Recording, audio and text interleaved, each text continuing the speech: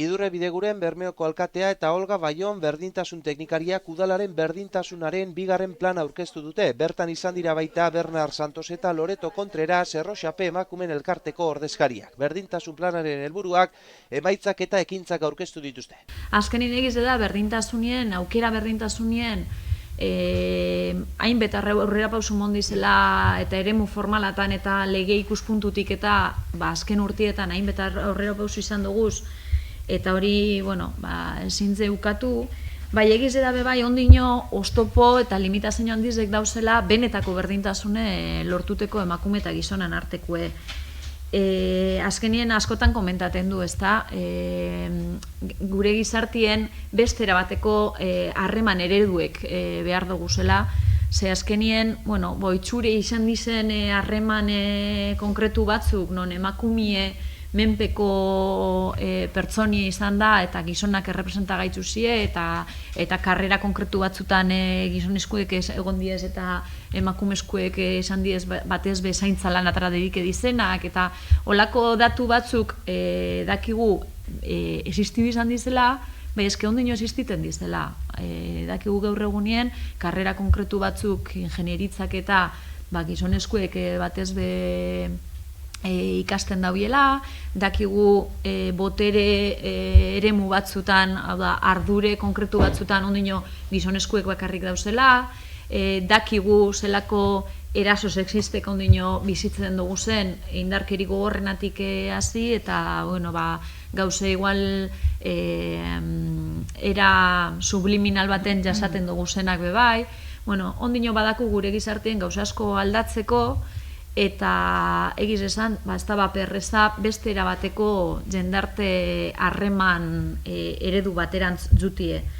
Horretarako, ikusten dugune da, ikuspuntu feministe batetik landu behar dugu zela, eitzen dugu zen programa, zerbitzu eta ekimen guztizek, hori dala ikusten dugu bidie, benetako berdintasune lortze aldera, eta bestalde batetik elkarlana. Hau esan bide, barriko agente ezberdinen arteko lan bat, hau ez da lortuko ez udaletik bakarrik, ez emakume elkarteetatik bakarrik, ez hau lortu bide danon artien, hezkuntza zentruetan bebai, elkarlana hitzeko asmoedako udalagaz, herriko beste eragile askogaz bebai, eta zelan ez, honetan alia berezizek izan behar gara herriko emakume elkartiek eta Bermeoko udala. Eta horretan gabiltzez, plan honetan parte hartze bereziz euki daue eta eskertu gure neuke, okintze horien parte hartze, hainbat bilera, hainbat berba,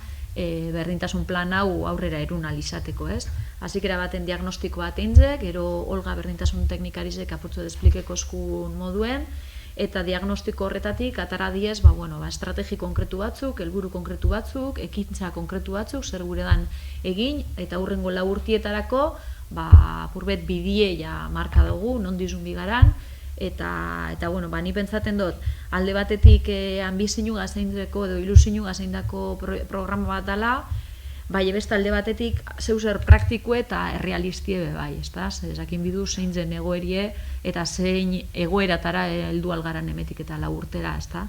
Esan beharra dago, 4 urteko plana dela, 2019-2022 arte, baina plangintza hobetzeko urtero planak, edo urtero berdintasun planak egingo ditugula. Orduan, urte bakoitzian ikusteko, zemotatako ekintzak martxan ipini behar ditugun. 4 ardatz ditu, 16 helburu eta 97 ekintza gehi planakudeaketarako egitura batzuk, bai. 4 ardatzak, honako hau ediaz, gobernu ona, emakumeen alduntzea, ekonomia eta gizarte antolakuntza eraldatzea, eta emakumeen aurkako indarkeria gabeko bizitzak. Gero, aipatuko ditut apurtza bat, diagnostikoan zer topatu duguna, ez? Eta bai aipatu behar da, aurrera pausu batzuk, emonda zegoazela, ez? Lehenengo berdintasun plana eginda zegoela, indarkeriaren kontrako protokoloa be eginda zegoela, baina bai gauza asko ondino falta diala, ez? Berdintasunian aurrera jarraitzeko. Eta, bai topatu dugu, utzune batzuk, datuak sexuka jaso behar diala, berdintasun arloan trebakuntza behar da, eta genero ikuspegia udaleko egitasmoetan txertatzia importantia edo beharrezkoa dala, ez? Kasu batzuetan parekidetasuna topatzen dugu, eta beste kasu batzuetan parekidetasunetik urrun gaoz.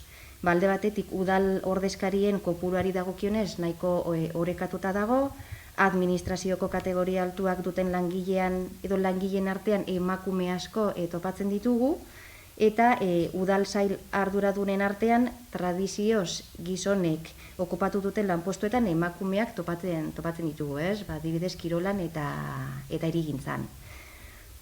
Bestalde batetik, auzo alkatien artean parekidetasunetik urrin gauzela ikusten dugu, 2 emakume dauz eta 7 gizon. Eta udal langilei dagokiena, bulego eta zaintza lanetan emakume gehiago dauz, eta udaltzangoetan eta zerbitzuetan aldiz gizon gehiago, edo gehiengoa gizon adiaz. Bestalde batetik, musika arloan.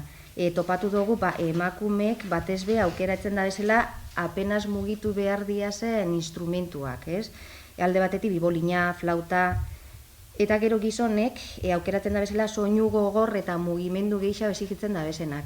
Batxu elektrikoa, bateria. Kirol arloan ezberdintasuna topatzen dugu batez be kirol taldeko zuzendaritzetan, emakume gitxi topatu ditugula hor. Eta gizonek lehiakortasunarekin lotuta dagozen kirolak aukeratzen dabez, eta emakumeek gorputzaren zaintzarekin lotuta dagozenak. Eta gero, amaitzeko, aipatuko ditut, planien jaso ditugun helburu eta ekintza batzuk, Eta helburu eta ekintza bien artean, landu edo nahi dugun, berdintasunerako trebakuntza eskaintzia, jabetze eskola eta emakumeen etxe bat martxan ipintzia, berdintasunerako kontseilua sortzea, eta esan beharra dago pasaden urtean, ibili ginala urte osoan ziar emakumeen elkarteekin eta mugimendu feministarekin araudia lantzen. Orduan, espero dugu beren aurkezpena, lehenbailen edo egitia. Gero sentsibilizazio kanpainarekin jarraituko dugu, hainbat programa bultzatu nahi ditugu, alde batetik gizonduz, beste alde batetik beldur barik, eskidetza mahai bat sortu nahi dugu, indarkeria matxistaren inguruko sentsibilizazioan eta prebentzioan lan egiten jarraitzia, da beste ekintza bat.